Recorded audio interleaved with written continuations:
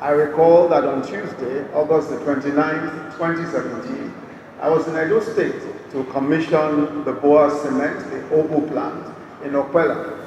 At that time, the chairman of BUA disclosed that the Sokoto factory would be ready in 2018. And it is gratifying indeed that it is done and ready just as planned and even ahead of schedule. This commissioning is an important milestone, not only for the BUA Group, but also for the cement industry and the Nigerian economy. This plant, together with others in the country, will consolidate Nigeria's self-sufficiency in cement production and our status as a net exporter of the product. The significance of this cannot be overemphasized as we explore and implement strategies to diversify the country's earnings away from oil and gas exploitation. The investments of BUA, totaling almost US dollars, in terms of US dollars, about $2 billion in the Edo plant and $350 million in Sokoto, is a clear demonstration to the world that Nigeria has vast capacities and potential for profitable projects.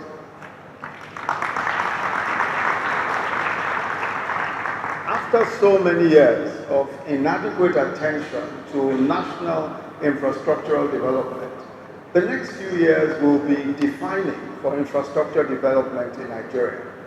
The National Integrated Infrastructure Master Plan estimates that an investment of $3 trillion US is needed to bridge the infrastructure gap and increase our infrastructure assets from the current level of about 35% of GDP to at least 70% by 2050.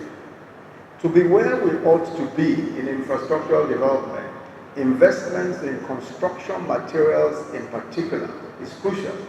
Cement is, of course, literally the building block for much of the infrastructure that we need in Nigeria today, from housing to roads to bridges to dams, etc. Currently, Nigeria produces over 40 million metric tons of cement annually, more cement than any other country in Africa. Indeed, when put together, several countries in Africa put together will still produce more cement. Nigeria's huge market size, our high urbanization rate of 3.5%, and even now, low per capita cement consumption of about 125 kg, and an estimated housing deficit of 17 million. These are key drivers for the growth of the Nigerian cement industry in the medium term. We have plenty of capacity to consume cement locally. As mentioned earlier, two issues I believe will require attention. The first is the price of cement. It surely can be cheaper. I know the standard arguments, power, transportation costs, etc. But it is still a very lucrative business.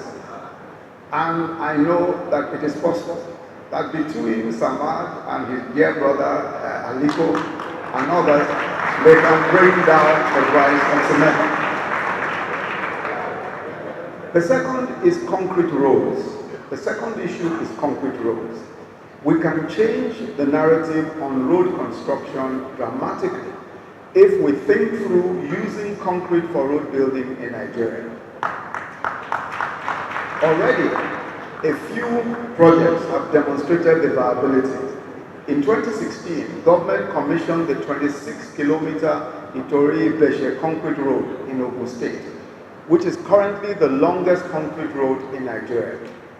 The Federal Executive Council also approved the construction of the 42.5-kilometer Obajana-Kaba road with cement.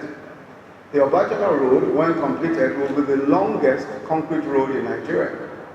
Similarly, the 2-kilometer Apapa Wharf Road, which should be completed this year, is also being rehabilitated using concrete to withstand the weight of the heavy trucks that constantly move goods back and forth from the ports to the hinterland.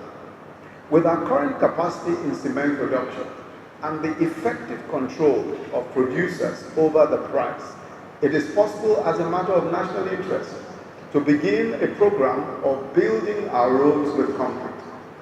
the possibility of building cheaper and better roads is one which I'd like to throw to all of our cement producers. You can revolutionize road construction in Nigeria. You can do something for this country by simply deciding that we can build our roads with concrete, and I'm sure that we can do so cheaper than current methods of building our roads. I have no doubt that this newly completed factory will further boost employment generation and human capital development in Nigeria, particularly here in Sokoto State, where the BUA Group has consistently maintained its position. And it is indeed today the second largest employer of labor after the state government. As I'm informed, the plant is projected to generate 2,000 direct and over 10,000 indirect jobs. Without a doubt, this is significant. And when we add to that all of the corporate social responsibility work that BUA has been doing, I think that this is commendable indeed, and it's exemplary and a good example for all of the companies that operate within our borders in Nigeria. Without a doubt, it is the private sector, not government, that must lead the way in jobs and opportunity creation in Nigeria. The potential is so obvious.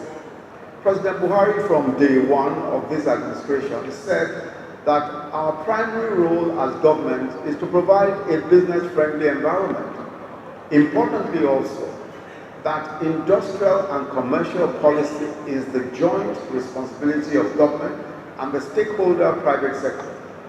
This is why he instituted our quarterly business forum, where we meet with major stakeholders in the business and commercial community every quarter. Our Industrial and Competitiveness Council, PEBEC also, which is the Presidential Enabling Business Environment Council, and the MSME clinics, which is our regular interaction with the private sector, where we take all of our regulators around the country. We've been here in Sokoto State. In fact, Sokoto was probably the second state that we visited with all of our regulators to ensure that they're able to interact directly with the private sector. For us as federal government, working with the private sector is therefore not just a preference, it's the only way to go. And I want to just repeat that it is the commitment of Mr. President that we must as a government offer all of what is required to ensure that the private sector is able to do its business in the friendliest possible environment, and that both local and international businesses are able to thrive in Nigeria, and that they will be able to provide the opportunities they are providing in comfort and in peace. This cement factory exemplifies the expectation of the government in the economic growth and recovery plans launched by the President in 2017. The President was explicit in that Nigeria's economic growth must be private sector-led and driven. This is a Nigerian story that we are proud to propagate. The story to buy and sell Nigeria. We will produce here, and we will produce what we will produce what we eat, we'll produce what we consume, we will sell, and we will export. Let me, as I close, commend my dear brother Samad and his team for this bold, audacious, and patriotic investment. As I was saying to Matawale earlier, there are easier and safer ways of making money than building a plant of this massive size. And it takes an incredible level of commitment and courage to do a project on this scale. And so I commend you for this great investment and for the courage that you have shown in doing this. Let me also congratulate His Excellency the Governor for creating the enabling environment for a major investment such as this. Our vision as a federal government is to ensure that every state in Nigeria can compete with any African country. And I think that we're already demonstrating that in Sokoto State, that we can compete with any country. In a few minutes, we will be commissioning the plant, And I very strongly believe that our country is so much better by what BUA Group has done in Sokoto State and by what they are doing across the country. Congratulations again. God bless you.